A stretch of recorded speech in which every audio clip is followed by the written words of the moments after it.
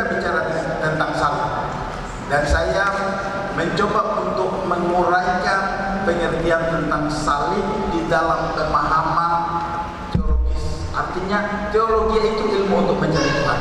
Artinya bagaimana orang-orang percaya membangun pikiran mereka supaya dalam mencari Tuhan tidak salah kaprah. Jadi mencarinya betul-betul dalam pengertian. Karena ada beberapa tulisan yang mengatakan begini, kebodohan itu juga bisa menghambat orang masuk surga. Dan pada pagi hari ini kita akan bicara tentang salib dan maut. Hari Minggu kita akan bicara maut dan kebangkitan, kemenangan. Minggu lalu kita bicara tentang salib.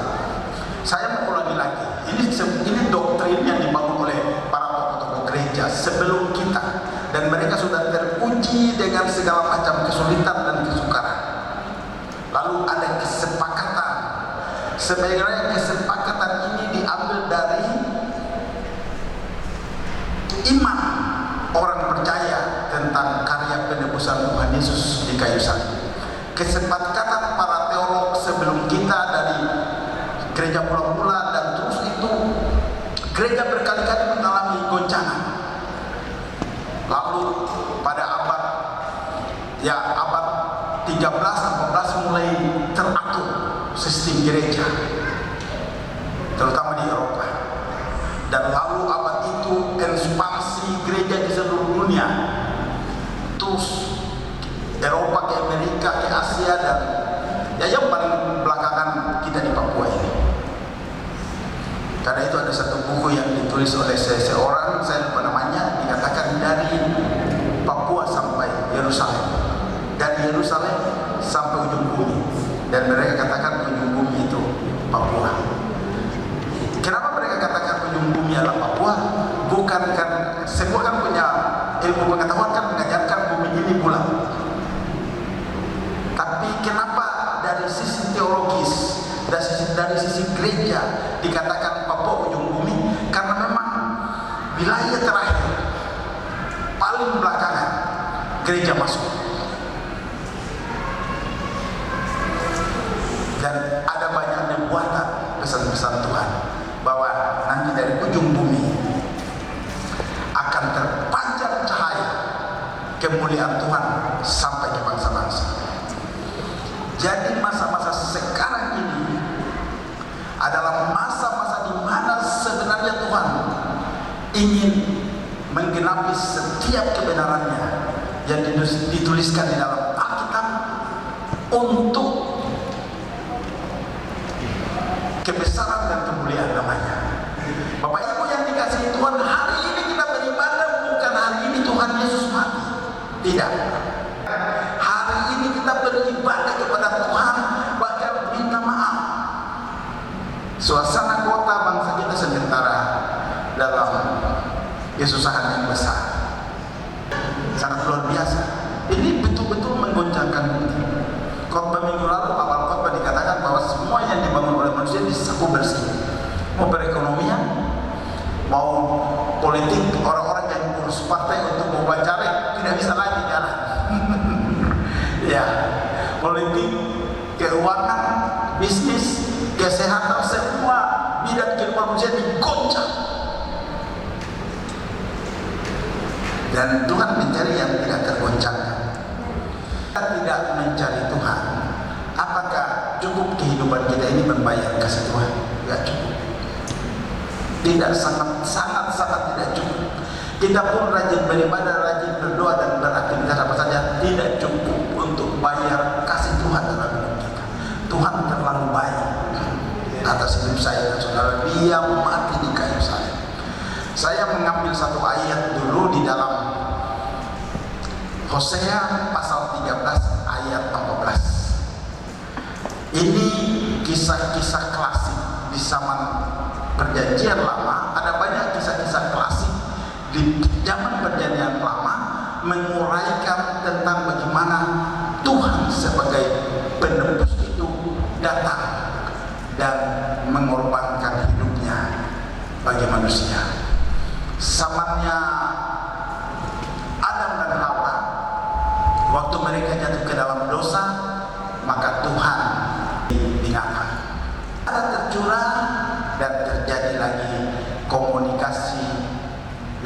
Tuhan kepada mereka, sekalipun mereka sudah terusir keluar dari Taman Eden, tapi dengan pengorbanan masih bisa berhubungan dengan Tuhan.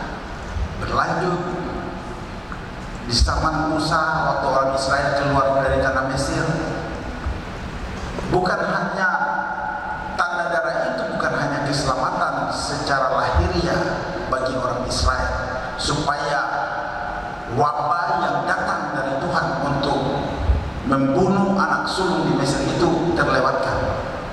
Tapi itu sebenarnya sebuah tanda bahwa Tuhan ada di rumah itu. Bukan hanya mau lewat, tapi Tuhan ada di situ untuk berjaga-jaga, karena yang diutus itu malaikat maut. Yang diutus oleh Tuhan itu malaikat maut. Kalau kita lihat di dalam Hosea pasal 13 ayat 18, di sini ada juga bicara tentang wabah, tentang penyakit atau bala sangka. Demikian bunyi firman Tuhan, akan membebaskan mereka dari kuasa dunia orang mati, akan kutebus mereka daripada maut.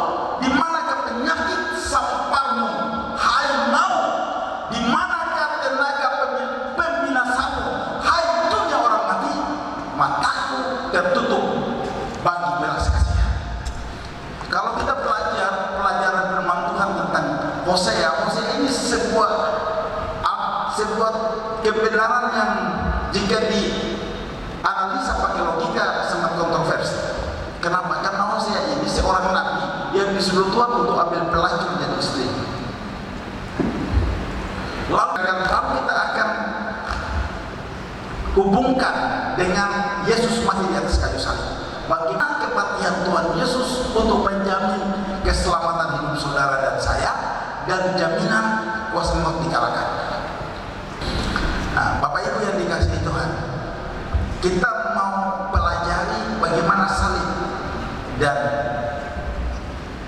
kuasa maut yang harus dikalahkan. Bapak Ibu yang dikasihi Tuhan, lihat pelan karena mau mengajar jemaat.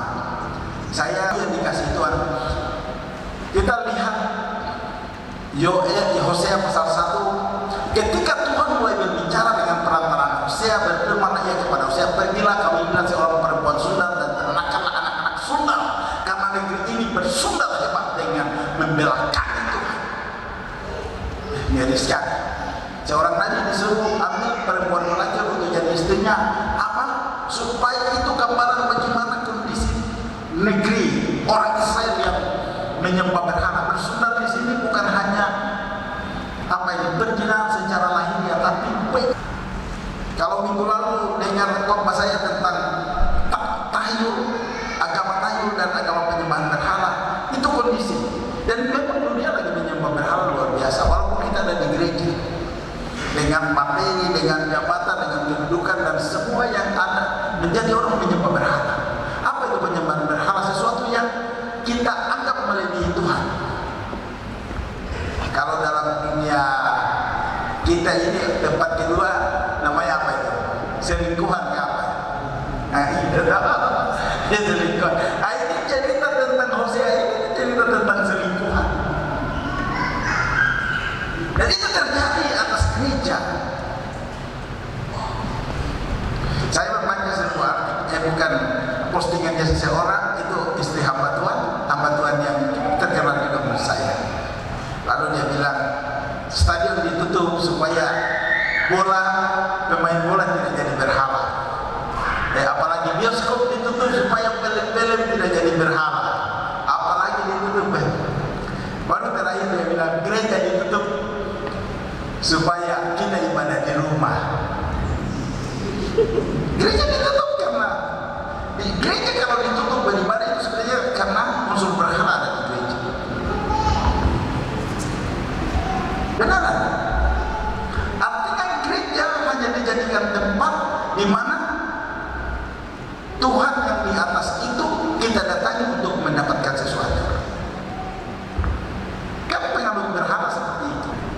Gereja kekurangan pemberitaan tentang salib Kristus, padahal pusat dari pemberitaan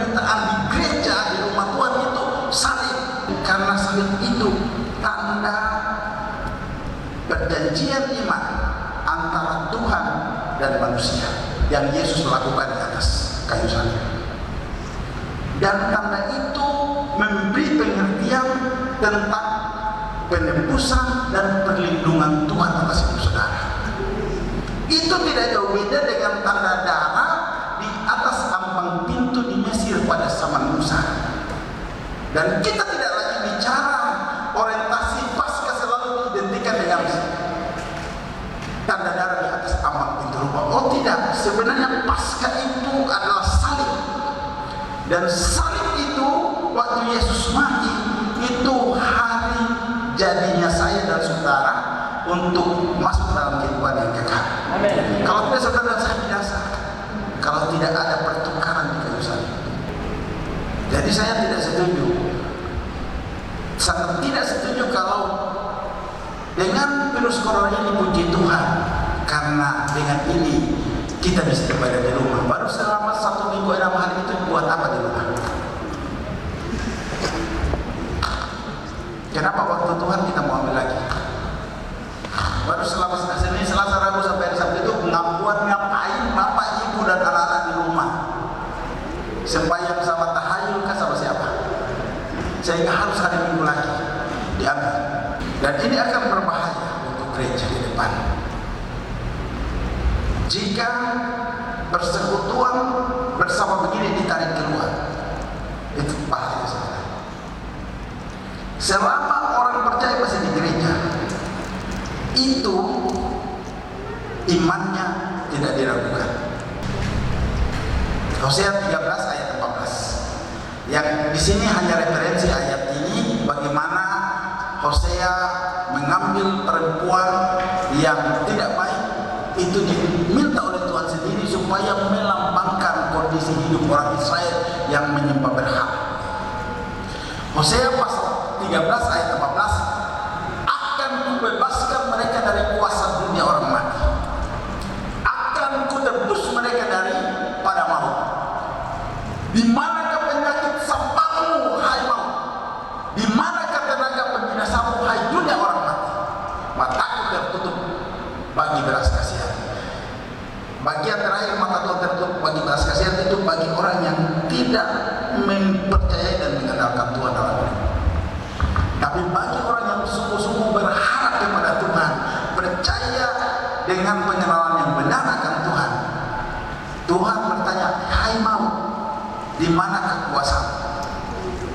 Hai penyakit sampan yang datang dari maut.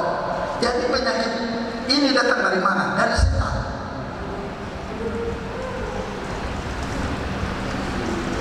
Ini yang bisa dikalahkan hanya korban Yesus di atas Kalvari. Tidak bisa dikalahkan oleh apapun. Itu kenapa gereja di seluruh dunia taruh salib. Ini butuh pemahaman yang sangat dalam. Orang yang tidak percaya Tuhan saja mereka bisa melihat kuasa salib. Bagaimana dengan kita orang percaya? Mungkin berita ini kurang diperkatakan. Jemaat kenyang dengan khotbah-khotbah berkat, mujizat, berkat Bapak itu yang dikasihi Tuhan. Kita nggak usah jadi orang Kristen. Sembah setan saja kita dapat berkat pasti. Kalau kita cari Tuhan hanya berkat, Yesus katakan di dalam Matius pasal 6 ayat 25 sampai 32, itu dicari bangsa-bangsa yang tidak mengenal Allah. Itu belum esensi gereja. Ayat 33, jadilah dahulu kerajaan Allah dan kebenarannya, maka semuanya ditampakkan bagi. Tuhan ingin membawa gereja pada dimensi yang lebih tinggi daripada standar dunia. Kita mau beragama apa saja. Saya kan manusia ini dikasih oleh Tuhan kebebasan untuk begini. Mau jadi agama apa saja saya dan saudara,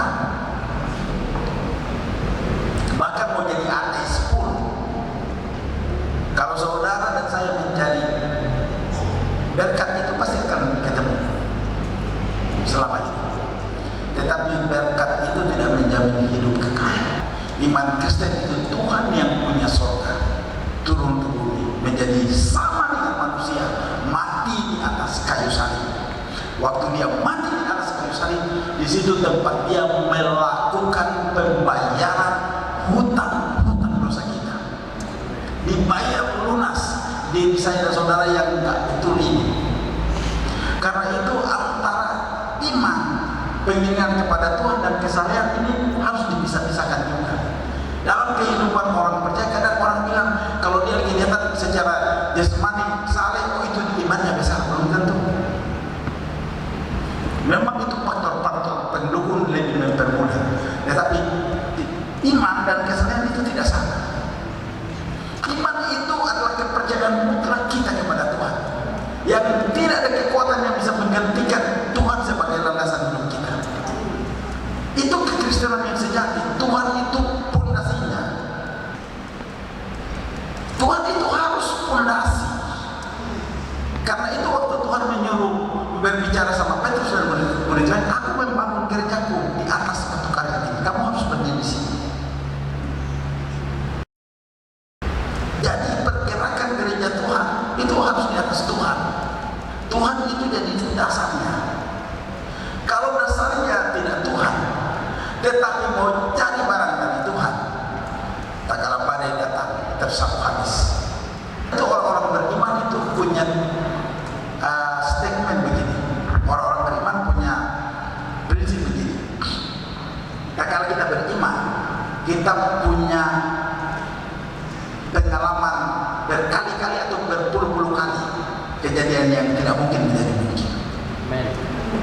Kalau kita beriman, kalau kita hanya sebatas mempercayai Tuhan sebatas logika, tak kalah badai datang kita agak goyah. Jika kita punya iman, maka kita bisa mempercayakan hidup kita kepada ketidakmungkinan berkali-kali terjadi. Dan iman itu tidak diuji.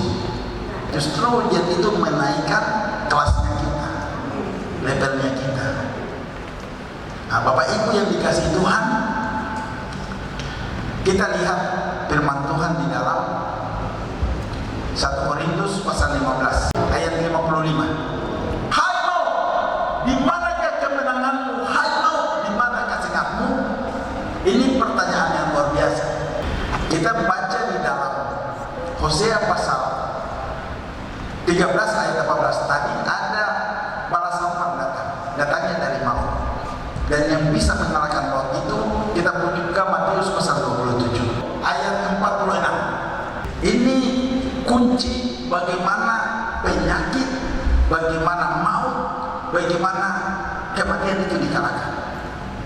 Di sini tempatnya disalib Tuhan Yesus. Kira-kira jam 3 berserulah Yesus dengan suara nyaring, Eli, Eli, lama sabatani. Artinya, Allahku, Allahku, mengapa engkau meninggalkan aku? Ini adalah perkataan Yesus terakhir. Masih ada kata terakhir, itu sudah selesai. Tapi ini kata-kata di mana Tuhan Yesus mengangkut seluruh dosa manusia. Betapa beratnya dosa saya dan saudara, betapa beratnya kesalahan saya dan saudara, betapa beratnya kesulitan, penderitaan dan hal-hal buruk yang saudara dan saya lakukan, dan Tuhan angkut itu di dalam hidupnya. Sampai dia berteriak berkata, Eli, Eli, Tuhan, Tuhan, Allahku, Allahku, mengapa engkau meninggalkan aku? Hari itu, jika Tuhan dia mengambil, jika Tuhan egois kayak saya umpamanya, nggak usah Bapak Ibu, kayak saya sudah sakit sekali karena Tuhan Yesus menderita. Mulai tengah malam Tuhan di Taman Getsemani, lalu pagi-pagi mulai diseret oleh tentara-tentara Romawi sampai meninggal jam 3. Jadi sangat lama. Tuhan menghampakan dirinya, Tuhan mengosongkan dirinya, karena dia dari atas saat itu lihat kalau dia tidak selesaikan ini, saudara dan saya pasti binasa. Apakah kita dengan keadaan-keadaan yang susah dalam hidup kita harus menomorduakan Tuhan? Sebenarnya sangat salah kita. Rasul Paulus berkata di dalam Roma pasal 8, siapa yang bisa memisahkan kita dengan kasih Kristus? Penderitaankah, kelaparan,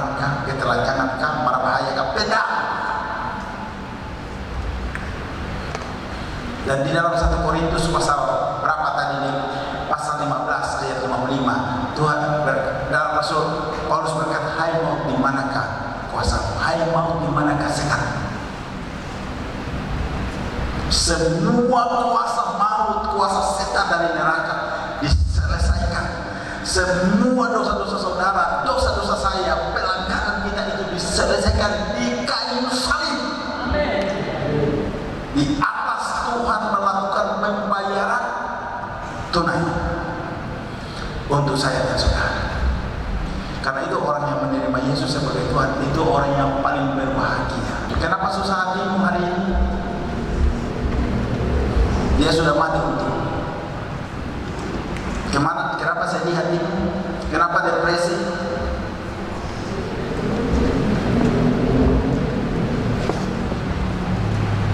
Tuhan sudah memberikan hidupnya bagi saya dan saudara. Kita hanya mengimani dan percaya. Terima kasih, aku terima Tuhan semua perjanjian ini. Aku terima Tuhan semua yang kau berkatakan. Karena manusia secara lahiriah, selama kita hidup di dunia, nanti satu waktu kita ini berakhir. Satu-satunya sesuatu yang pasti dalam hidup manusia itu kematian. Jangan Anda bilang, aduh kenapa begini? Kematian itu barang pasti untuk saya dan saudara. Karena itu dibutuhkan persiapan yang baik dari kita, supaya kematian itu adalah peralihan kehidupan yang fana kepada kehidupan yang kekal. Tergantung di dalam Tuhan atau di luar Tuhan. Neraka dan surga itu ada, karena manusia beda dengan ciptaan Tuhan yang lain. Diciptakan seturut dan segambar Allah, dan diminta pertanggungjawaban yang waktu Tuhan izinkan kita hidup di dunia. Karena itu kisah tentang hamba yang setia dan hamba yang tidak setia itu di dalam Injil Matius, Injil Lukas diceritakan dengan baik. Itu ada. Jadi hidup ini hidup yang kekal. Kitab Wahyu menjelaskan sangat terperinci. Dan tokoh-tokoh iman mereka berani meninggalkan segalanya karena melihat kota yang mulia itu. Bapak Ibu yang dikasih Tuhan, kira-kira jam 3 berserulah Yesus dengan suara nyaring, "Eli, Eli, lama sabachthani." Artinya, "Allahku, Allahku, mengapa engkau meninggalkan aku?" Betapa Yesus mengambil rumah manusia, dia merasakan beban yang sangat berat. Tapi dia lihat bagaimana nanti jika dia tidak menerima cawan itu dan dia tidak menerima kematian secara lahir, yaitu bagaimana saudara saya diselamatkan. Itu yang Yohanes yang pribadi yang sangat dekat dengan Yesus menuliskan Yohanes pasal 3 ayat 16. Karena begitu besar kasih Allah akan dunia ini, Dia menurunkan anaknya yang tunggal supaya setiap orang yang percaya kepadanya tidak binasa, tapi beroleh hidup yang kekal. Bukan mati kekal, tapi hidup yang kekal. Itu disitulah inti pemberitaan Kristen.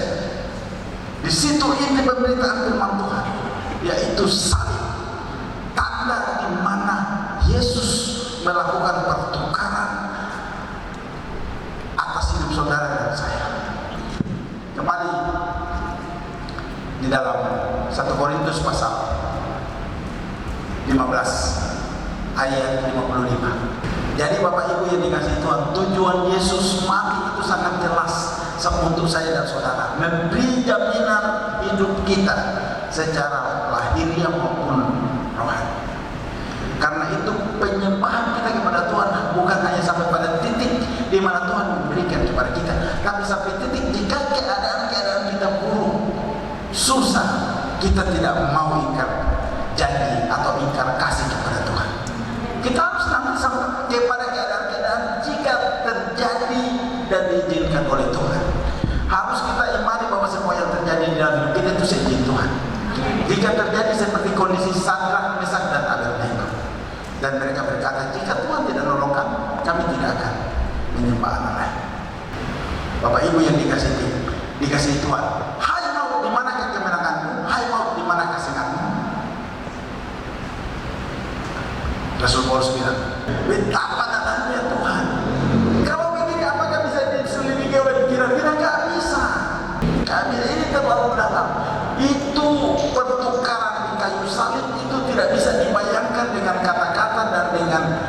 kemampuan logika manusia, bahkan imajinasi manusia menghayal setinggi apapun juga tentang karya pertukaran Tuhan di kayu salib, nggak bisa. Itu hanya dipahami oleh orang yang percaya. Karena itu kita lihat ini agak banyak. Kita buka 1 Korintus pasal 1 ayat 19 sampai seterusnya, agak panjang. Karena ada tertulis, aku akan membinasakan hikmat orang-orang berhikmat dan kearifan orang-orang bijak akan kulenyapkan. Ngeri juga ini ayatnya. Terus ini karena salib, karena pemahaman akan salib. Jadi tidak bisa dicerna oleh logika kita. Terlalu jauh pengertian tentang karya penebusan Yesus di kayu salib. Karena itu tadi buka lagi ayat 19. Karena itu begitu luar biasa. Karena ada tertulis, berdasarkan hikmat orang-orang berhikmat dan kearifan orang-orang bijak akan kulenyapkan. 20. Di manakah orang yang berhikmat? Di manakah ahli Taurat? Ini ahli Taurat, di manakah pendeta-pendeta? Di manakah pembantah dari dunia ini? Pembantah dari dunia ini yaitu dokter-dokter yang yang tersebar di mana-mana saja, baik yang percaya Tuhan lalu hanya sampai akal budi maupun orang-orang yang tidak percaya Tuhan. Bukankah Allah telah membuat hikmat dunia ini menjadi kebodohan? Oleh karena dunia dalam hikmat Allah tidak mengenal Allah oleh hikmatnya, maka Allah berkenan menyelamatkan mereka yang percaya oleh kebodohan pemberitaan Injil. Apakah pemberitaan Injil bodoh? Tidak. Artinya sepintar-pintarnya hikmat itu masih di bawah kebodohan pemberitaan Injil. Pemberitaan Injil masih di atas. Yang paling bodoh dalam pemberitaan Injil itu dia injak hikmat manusia. Karena apa? Karena iman itu menginjak hikmat. Iman itu aktif jika menginjak hikmat, jika menginjak akal budi, jika menginjak perasaan, jika menginjak pertimbangan-pertimbangan manusia. Kenapa kita tidak lihat hal besar? Karena kan kita perlu pertimbangan. Dan itu berbatas iman. Iman itu harusnya hal-hal yang tadi saya sebutkan itu di bawah. Baru kita bisa lihat. Oleh karena dunia dalam hikmat Allah tidak mengenal Allah oleh hikmatnya, maka Allah berkenan menyelamatkan mereka yang percaya oleh kebodohan pemberitaan Injil. Selanjutnya, ini luar biasa sekali.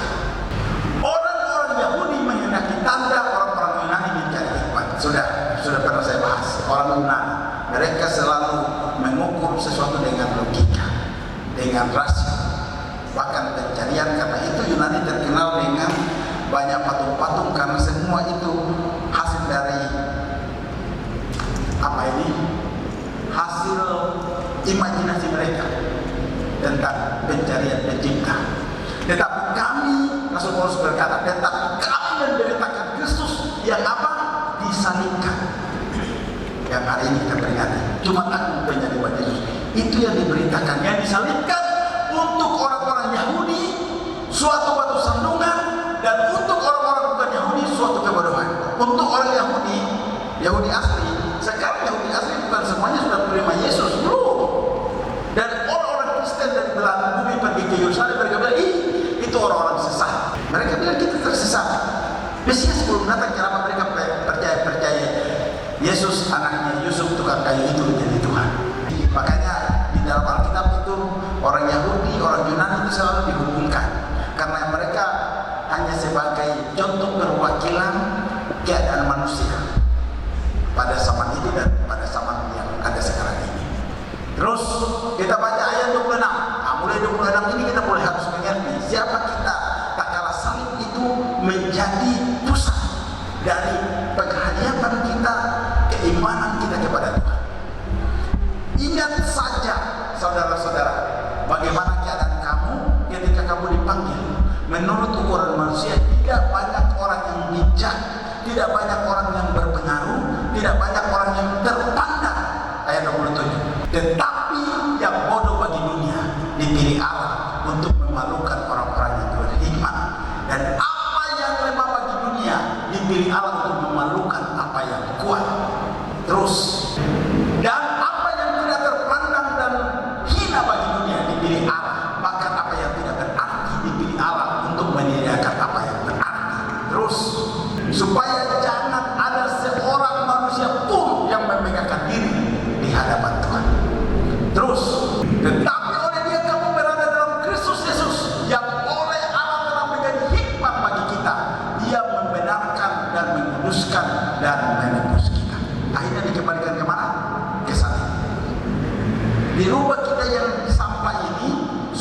hari kepada Kristus. Apa yang berubah itu? Penebusan Kristus. Jadi jika ada sesuatu menerpa kita lalu kita abaikan Tuhan, sebenarnya itu kita konyol betul. Jangan-jangan kita kehilangan dunia, kehilangan surga juga. Jika terjadi pilihan lebih bagus saudara kehilangan dunia dan tidak kehilangan surga. Saya dan saudara akan jauh lebih bagus kita hidup sesuai rencana Tuhan dalam dunia dan juga sampai ke rumah Bapa. Iman memang perlu ujian. Kita bukan apa-apa dan kita bukan orang yang sudah lolos ujian dan kita bukan hebat. Jika hal-hal baik terjadi atas hidup kita karena kemurahan Tuhan, Dia yang menukarnya itu untuk hidup saya dan saudara. Karena itu pulang dari gereja tetap jadi sunatan Kristus yang terbuka. Beraktivitas apa adanya. Nah, kita akan ketemu dengan banyak pergumulan di lingkungan kita, di rumah kita, tapi ingat bahwa Yesus sudah membayar lunas kita di atas kayu.